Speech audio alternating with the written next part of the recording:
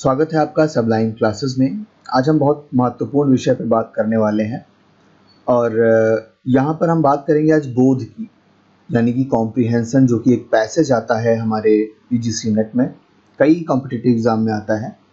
और ख़ास बात ये होती है इसकी, ये कभी कभी हमको बहुत सरल लगता है और कभी कभी बहुत कठिन लगता है। काम एक ही करना होता है, एक पैसेज पढ़ना है और उससे रिलेटेड 5 क्वेश्चन होते हैं जो कि हमें मिलते हैं हमारे क्वेश्चन पेपर में। अब थोड़ा सा कठिन ये हो सकता है क्योंकि कुछ लोगों ने बताया कि जो अब पैसेज है, पहले तो हम लोग टिक कर लेते थे, आराम से अंडरलाइन कर लेते थे पेज पे, लेकिन अब हमारे सामने होती है स्क्रीन। स्क्रीन को देखकर हर चीज़ टिक नहीं की जा सकती है। आपके पास जो वाइट पेपर आपको मिलता है, आप उस पर भले टिक कर लें, है ना। तो अब थोड़ा सा कठिन हो गया है, लेकिन अब कठिन है तो सबके लिए कठिन है, आपके लिए ही अकेले नहीं कठिन है ना। लेकिन इसकी तैयारी आप कितने अच्छे से करते हैं, ये बात अलग हो जाती है। अब आपको शुरुआत कहाँ से करनी है, ये आप सोच सकते हैं। आपको सरल किस तरीके से लगता है कि ये एक ऐसा विषय है जहाँ पर आपको खुद चुनना होता है कि आप इसे कितने अच्छे से कर सकते हैं।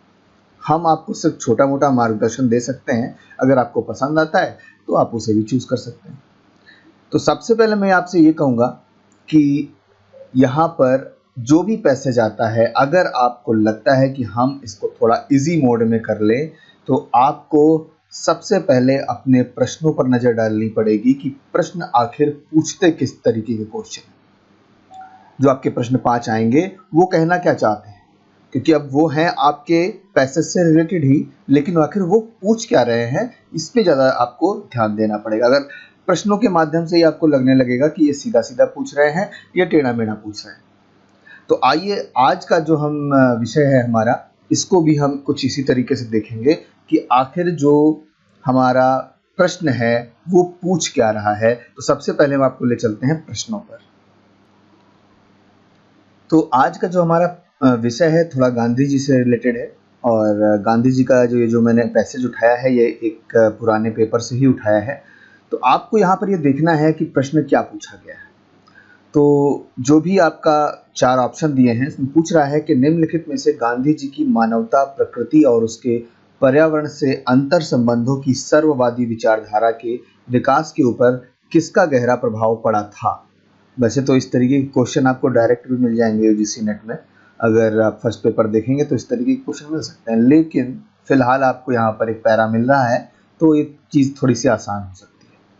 अब बात है कि आपके सामने 4 ऑप्शन हैं।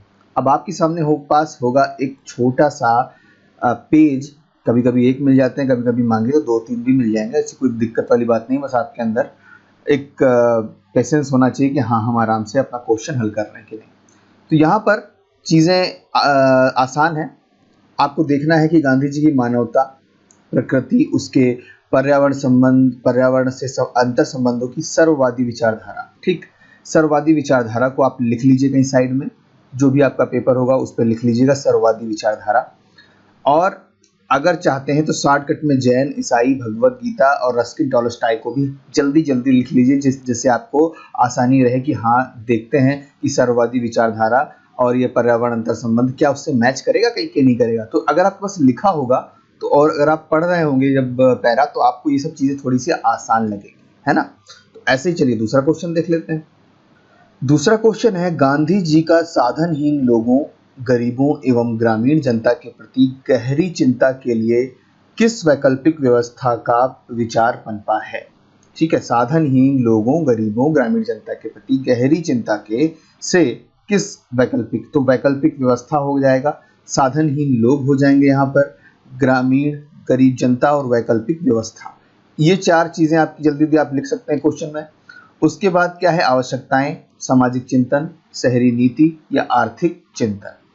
ये आपको कहाँ मिलेगा, जब हम पैरा पढ़ेंगे। लेकिन ये चीज़ें आप 2 नंबर इस तरीके से लिख लीजिएगा कि 2 नंबर में हमने ये सारी चीज़ें देखी थी, ताकि आपको दूसरे नंबर के क्वेश्चन में आने में दिक्कत ना हो। ठीक, चलिए अब तीसरा ऑप्शन देखते हैं।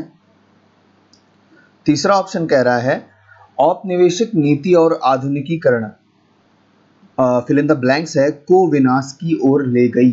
तो औपनिवेशिक नीति और आधुनिकीकरण मतलब जो अंग्रेज आए थे वो कहीं ना कहीं औपनिवेशिक नीति लेकर आए थे और अपना व्यापार यहाँ करने आए थे। तो अब वो गांधी जी के अनुसार किस चीज को औपनिवेशिक नीति आधुनिकीकरण जो है वो विनाश की ओर ले गई। 4 ऑप्शन है आपके पास। तो आपके पास यहाँ पर 2 बहुत बड़ी चीजें हैं कि औपनिवेशिक नीति और आधुनिकीकरण विनाश की ओर किसको ले गई। यहाँ पर 4 ऑप्शन के बीच में आपको बताना है। जहां आपको चीज मिल जाए आप तुरंत तीसरे क्वेश्चन में पहुंच जाइएगा, जैसे ही पहले में आपको ये चीजें दिखाई देती हैं। ठीक है, चलिए चौथा क्वेश्चन है, गांधी जी की सक्रिय अहिंसा, यहाँ पे पॉइंट मिल गया आपको, सक्रिय अहिंसा से व्युत्पन्न है, मतलब क्या निकला है सक्रिय अहिंसा से, क्या रिलेटेड है। तो यहाँ पर भी आपको 4 ऑप्शन मिल रहे हैं, स्वतंत्रता, इच्छाएं, संप्राप्तियों का होना, कार्य करने की स्वतंत्रता, ये सारी चीजें मिल रही हैं। तो हम सक्रिय अहिंसा के पास जब पहुंचेंगे पैराग्राफ में, या हमको सक्रिय अहिंसा जैसा वर्ड दिखाई देगा। कभी कभी होता क्या है, हम सक्रिय अहिंसा को तो बहुत अच्छे से समझ रहे हैं, लेकिन हमको पैरा में वो शब्द ही नहीं मिलता है, वो पॉइंट ही नहीं मिलता है। तो उससे मिलता जुलता पॉइंट भी आपको देखना पड़ेगा कि यूजीसी का पेपर है, थोड़ा सा तो इधर उधर घुमाने का प्रयास आपको करेंगे, है ना। चलिए पांचवा क्वेश्चन क्या है, गांधी जी का सर्वग्राही सामाजिक व पर्यावरणीय दर्शन मनुष्यों की, यहाँ पर फिल इन द ब्लैंक्स है, उस पर आधारित है। तो सर्वग्राही समाज और पर्यावरणीय दर्शन, ठीक। जब दर्शन की बात आ जाए तो ध्यान रखिएगा, कभी कभी जो आखिरी प्रश्न होते हैं या कभी कभी बीच में भी कुछ क्वेश्चन होते हैं, वो पूरे पैरा के एक छोटी सी बात पे आधारित होते हैं, है ना। आपको लगता है कि ये पॉइंट तो कहीं ढूंढने से भी नहीं मिला, लेकिन होता क्या है, वो पूरे पैरा का एक जो छोटा सा स्वरूप बन सकता है, जिसको हम सारांश कह सकते हैं या एक छोटा सा टाइटल भी कह सकते हैं। तो कभी कभी उस तरीके के प्रश्न भी आपके सामने आ जाएंगे कि उस पूरे पैरा का टाइटल क्या हो सकता है, और आपको लगेगा कि ये तो हमें इसमें से ढूंढना है। एक्चुअली में वहां पे टाइटल पूछने का प्रयास कर रहा होता है वो प्रश्न। अगर डायरेक्ट नहीं मिलता है तो, अगर डायरेक्ट मिल जाता है तो कोई बात ही नहीं होती, है ना। तो चलिए ये 5 चीजें हम अगर नोट कर चुके हैं, तो अब हम पैरा पढ़ते हैं। तो पैरा शुरू होता है कुछ इस तरीके से कि गांधी जी का सामाजिक व पर्यावरण दर्शन सर्वग्राही रूप से मनुष्य क्या चाहते हैं पर आधारित ना होकर उनकी आवश्यकताओं पर आधारित है। जीवन के आरंभ में जैनियों, थियोसॉफिकल, ईसा के उपदेशों, रस्किन और टॉलस्टॉय, और सबसे महत्वपूर्ण भगवत गीता के परिचय ने उनकी सर्ववादी मानवता, प्रकृति, उसके पर्यावरणीय अंतर संबंध के चिंतन पर गहरा प्रभाव डाला है। तो यहाँ पर देखिए आपको एक प्रश्न मिल रहा है। प्रश्न क्या था, मैं आपको प्रश्न पे ले चलता हूँ सीधे। तो ये जो आपने छोटा सा पैरा पढ़ा था, वहीं पर कहा था कि सर्ववादी विचारधारा का सबसे ज्यादा प्रभाव किस पे देखने को मिल रहा है। तो उसने क्या कहा कि सबका देखने को मिल रहा है, लेकिन सबसे ज्यादा भगवत गीता का देखने को मिल रहा है। तो आपका आंसर बहुत आसानी से भगवत गीता हो जाएगा। तो पहले का हो जाएगा सी। अगर आपको समझने में दिक्कत हो रही है कि पीडीएफ ऊपर नीचे मैं कर रहा हूं, तो अगर आपको ये पीडीएफ चाहिए तो मैं लिंक दे दूंगा डिस्क्रिप्शन बॉक्स में, आप सीधे टेलीग्राम का चैनल ज्वाइन कर लीजिएगा। मैं आज ही उस चैनल पर ये वाला पीडीएफ अपलोड कर दूंगा, ताकि आपको ये वाला पीडीएफ आसानी से मिल जाए और आपको समझ में आ जाए कि इसको हल कैसे करना है। ठीक है, तो फिलहाल मैं आपको बता रहा हूँ कि चैनल ज्वाइन कर लीजिएगा पीडीएफ के लिए। ओके, चलिए फिर से चलते हैं ऊपर। जो हमने कीवर्ड्स रखे थे तो वो कहाँ मिलेंगे ये देखने के लिए। तो हमने देखा कि भगवत गीता का परिचय ने उनकी सार्ववादी मानवता, प्रकृति, उसके पर्यावरणीय अंतर संबंध के चिंतन पर गहरा प्रभाव डाला है। तो हमारा सही आंसर हो गया था भगवत गीता।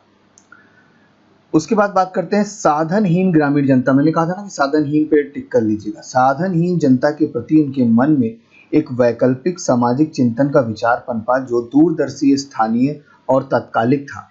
गांधी जी इस बात से पूरी तरह जागरूक थे कि प्राकृतिक संसाधन की तुलना में जनता के लिए भोजन जुटाने की मांग कहीं ज्यादा थी, और औद्योगिकीकरण ने इसे और जटिल बना दिया था। किसने जटिल बना दिया था?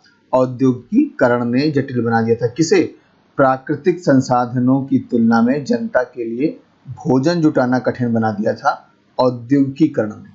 तो यहाँ पे हमें 2 प्रश्न मिल सकते हैं। तो चलिए सबसे पहले जो है हम चलते हैं अपने दूसरे प्रश्न की तरफ। ठीक है, तो प्रश्न में आप देख रहे हैं कि प्रश्न पूछा गया है दूसरा वाला, गांधी जी का साधनहीन लोगों, गरीबों एवं ग्रामीण जनता के प्रति गहरी चिंता से किस वैकल्पिक व्यवस्था का विचार पनपा है ना। तो साफ साफ यहाँ पे आपको सीधा आंसर दिखाई दे रहा है, उसमें कोई दिक्कत वाली बात नहीं है। वैकल्पिक सामाजिक चिंतन, ये आपके सामने आंसर यहाँ पर लिखा हुआ है। तो इस हिसाब से आपका दूसरा यानी कि बी सही हो जाएगा, किसमें, दूसरे वाले में। अब यहीं पर हम देख रहे हैं दूसरा वाला, कौन सा, कि औपनिवेशिक नीति और आधुनिकीकरण ने किसको जो है विनाश की ओर ढकेल दिया था। तो यहाँ पर थोड़ी सी आपको भाषा चेंज दिखेगी यहाँ पर, तो इसको थोड़ा सा हम आगे भी पढ़ लेते हैं। इसका पैरा थोड़ा सा मिलता जुलता है कि गांधी आधुनिकतावादी औपनिवेशिक षड्यंत्र के अंतर्गत पर्यावरण के प्रति संवेदनशील मौजूद ढांचे के विनाश की आशंका से चिंतित थे। और इसमें कौन सा है, मौजूदा ढांचे के विनाश, है ना। आपने आपकी जो क्वेश्चन है उसमें ये नहीं लिखा हुआ है मौजूदा ढांचे के विनाश के। अब आपको ये सोचना पड़ेगा कि आखिर मौजूदा ढांचा था कौन, किसकी बात कर रहे हैं गांधी जी, है ना। अभी आपको प्रश्न दिखाता हूं। प्रश्न में देखिए आप कि औपनिवेशिक नीति और आधुनिकीकरण को विनाश की ओर ले गई। फिर से चलते हैं वापस मौजूदा ढांचे के विनाश की तरफ। आपके पास ऑप्शन जो हैं वो है विशाल औद्योगिक आधारित संरचना, सिंचाई आधारित संरचना, शहरी आधारित संरचना या ग्रामीण आधारित संरचना। तो इतनी देर से किसका भरण पोषण होना है, किसकी पारंपरिक रीति जो है वो जो संभावनाएं खराब हो रही हैं, वो हो रही हैं ग्रामीण संरचना की। यही इसी की तो बात गांधी जी उठा रहे हैं ना इतनी देर से। तो मौजूदा ढांचा जो है वो है ग्रामीण आधारित संरचना का। तो इस हिसाब से आपका ये जो तीसरा क्वेश्चन है उसका डी ऑप्शन सही हो जाएगा। और आगे चलते हैं, आगे कहते हैं, इसको थोड़ा सा नीचे कर लेता हूं। शायद गांधी जी का जो नैतिक सिद्धांत सबसे अधिक जाना जाता है वो है सक्रिय अहिंसा, जिसको मैंने आपको कहा था कि आप लोग अंडरलाइन कर लीजिएगा। दूसरे जीवों को दुख न पहुंचाना पारंपरिक नैतिक संयम से व्युत्पन्न है। व्युत्पन्न शब्द भी आ गया क्योंकि मैंने इसको स्टार्टिंग में आपको बताया था जब मैं क्वेश्चन पढ़ रहा था। चलिए क्वेश्चन देख लेते हैं एक बार। गांधी जी की सक्रिय अहिंसा ... से व्युत्पन्न है क्या चीज। सबसे ऊपर लिखा हुआ है दूसरे व्यक्ति को चोट ना पहुंचाने का नैतिक निग्रह, स्वतंत्रता, इच्छाएं और संप्राप्तियों का होना, कार्य करने की स्वतंत्रता, प्रकृति के विरुद्ध अंधी टेक्नोलॉजी तथा मानव आत्मा शक्तियों का दास बनाना। तो नीचे वाला तो बिल्कुल गलत है, यहाँ पर कार्य करने की स्वतंत्रता भी यहाँ पर नहीं लिखी हुई है। हाँ, इसके बाद जो सबसे पहले लिखा हुआ है दूसरे व्यक्ति को चोट ना पहुंचाना, तो यहाँ पर भी लिखा हुआ है दूसरे जीवों को दुख ना पहुंचाना। शब्दों में हेर फेर है लेकिन मिलता जुलता है। और इस हिसाब से जो हमारा चौथा क्वेश्चन है उसका ए सही हो जाएगा कि दूसरे व्यक्तियों को चोट नहीं पहुंचाना है। यहाँ पर हमें मिल जाता है फोर्थ का ए। ठीक है, तो मैं तो खैर इसमें टिक कर लेता हूँ स्क्रीन पर, लेकिन आपको वहाँ मौका स्क्रीन के अंदर नहीं मिलेगा टिक करने का, आपको अपने पन्ने पे लिखना पड़ेगा। तो इस तरीके से आप आगे भी पढ़ लीजिए क्योंकि आखिरी क्वेश्चन बचा हुआ है, 4 क्वेश्चन हम लगा चुके हैं। यहाँ पर हम बात करते हैं गांधी जी का सर्वग्राही समाज, है ना। तो आगे का पढ़ लेते हैं। इस मूल्य की सर्वाधिक परिष्कृत अभिव्यक्ति महाभारत महाकाव्य में मिलती है, जहां मानव की निरंतर स्वतंत्रताओं, इच्छाओं और संग्रह के ऊपर नियंत्रण लगाने का नैतिक विकास होता है। मनुष्य कार्यों का मूल्यांकन दूसरों के ऊपर क्या प्रभाव पड़ेगा इससे मापा जाता है। जैनियों ने इसे सिद्धांत को समस्त चैतन्य जीवों जंतुओं पर समान रूप से लागू किया है। अग्रणी जैन मुनि भिक्षुणियां जीवों कर्मियों की हत्या न हो इसलिए रास्ते को झाड़ू से बुहारते, मतलब खैर मतलब यहाँ पर जानना ज़्यादा जरूरी नहीं है कि जैन मुनि जो है किसी कीड़े की भी हत्या ना हो जाए इसके लिए झाड़ू लगा लगा के आगे चलते हैं, है ना। तो अहिंसा सार्वभौम आदेश है जिस पर कोई समझौता नहीं हो सकता। और इसी के साथ आपका ये पैरा खत्म हो जाता है, लेकिन आपके 5वें क्वेश्चन का आंसर नहीं मिलता है कि गांधी जी का सर्वग्राही समाज पर्यावरणीय दर्शन मनुष्यों के किस पर आधारित है। तो यहाँ जो प्रश्न आप देख रहे हैं, ये जो मैंने कहा था ना कि दर्शन जब की बात हो रही, तो ये पूरा पैरा कहीं ना कहीं कुछ कहना चाहता है। तो गांधी जी का सर्वसामाजिक पर्यावरणीय दर्शन मनुष्यों की ग्रामीण नीति, इच्छाएं या धन या कल्याण पर आधारित है। मेरे हिसाब से आपको यहाँ इच्छाएं अगर आप मान लीजिए लिख देंगे तो गलत हो जाएगा। इच्छाएं की यहाँ बात ही नहीं हो रही है, धन की बात भी नहीं हो रही है और कल्याण की बात हो रही है, लेकिन कल्याण साफ साफ यहाँ पर दिखाई नहीं दे रहा है कहीं होता हुआ। बात हो रही है ग्रामीणों की, तो ग्रामीण नीति पर आधारित है यहाँ पर सर्वग्राही समाज और पर्यावरणीय दर्शन इस पैरा में। इसलिए आपका ए ऑप्शन सही हो जाएगा और इस हिसाब से आपका 5वें का ए सही हो जाता है। ठीक है, तो 5वें का ए थोड़ा सा ऐसा प्रश्न था जो जल्दी आपको पैरा में ढूंढने को नहीं मिलेगा। यहाँ पर इस तरीके के प्रश्न कभी कभी गलत हो जाते हैं, लेकिन जो 4 प्रश्न आपने हल किए उसको तो बहुत आसानी से हल किया जा सकता है। वैसे मुझे 15 मिनट लग गया इसको हल करने में, लेकिन वो समझाने के तौर पे मैं बता रहा था इसलिए लग गया। 5 मिनट से ऊपर का काम नहीं है। जो काम मैंने बताया इसको फास्ट तरीके से करिए। पहले क्वेश्चन लिख लीजिए, कीवर्ड्स जो मेन लगते हैं, चाहे क्वेश्चन के हो चाहे आंसर के हो, उनको लिख लीजिए और आपका जो पेपर है वो अच्छा हो जाएगा। ओके, तो फिलहाल आज का जो सेशन है वो आपको कैसा लगा जरूर बताइएगा।